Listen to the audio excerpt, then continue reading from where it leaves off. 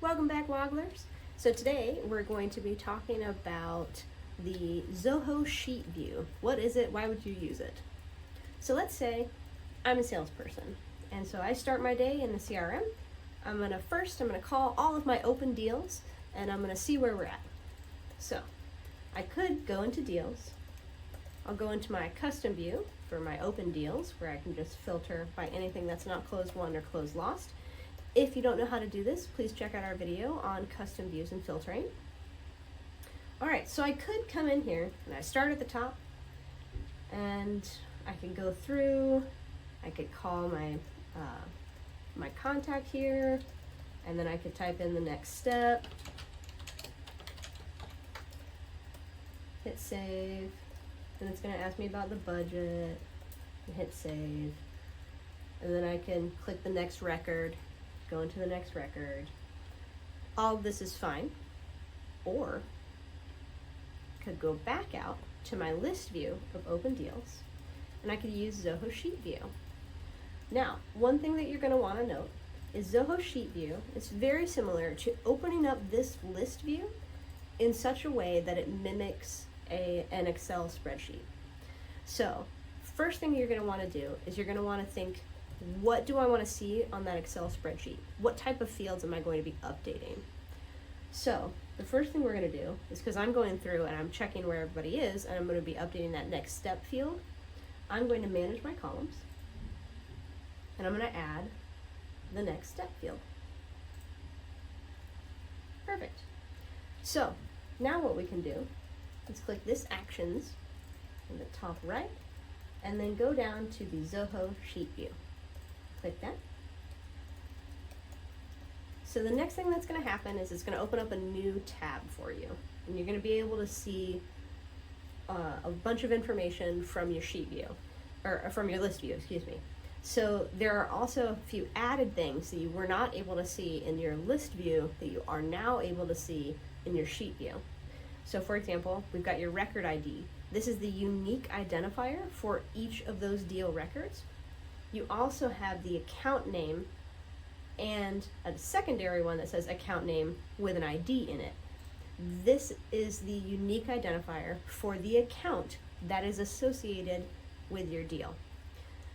Things to remember: you cannot update the record IDs. It also grays out the account name because that's pulling in the information from this related record. Do not update the related account ID unless you know exactly what the ID is of the newly created account, because what's going to happen is it will reassociate the deal to a different account. And if you put in the wrong ID here, it's going to cause problems. And then the other columns that you see here are just the other fields that we are able to see on our list view. Amount, stage, closing date, next step. All right, so me as a salesperson now, I can just go through, call up my contact with each one of these deals. I can update these fields, to call the POC, call Susan, let's see, update next week, right? And then I can just go through and say, Jerry is interested in more stuff. Just go through and add your next steps. So the thing to note also is when you're making updates to your sheet view, it's not automatically and in real time sending those updates back to the CRM. This is kind of considered, if you will, a draft version of this document.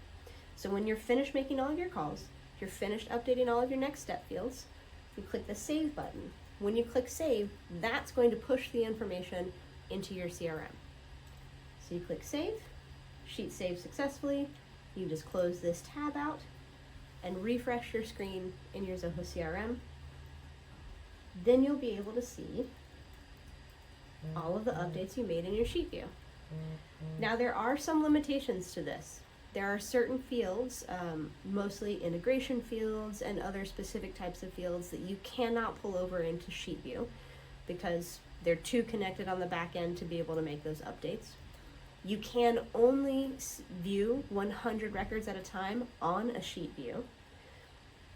So that's something to think about. But also one of the things to think about is if you're updating a field that you know triggers an automation in the back end, if you update that field via Zoho Sheet View, it will trigger those actions. So if you update a field that's like send email, and it's a internal email alert for you and your team, if you do that for 100 records on the sheet view and then you click save, you just triggered 100 emails to go out internally. So something to keep in mind. But that's really it for the Zoho Sheet View. Let me know if you have any further questions, and I'll see you in the next video. Woggle woggle.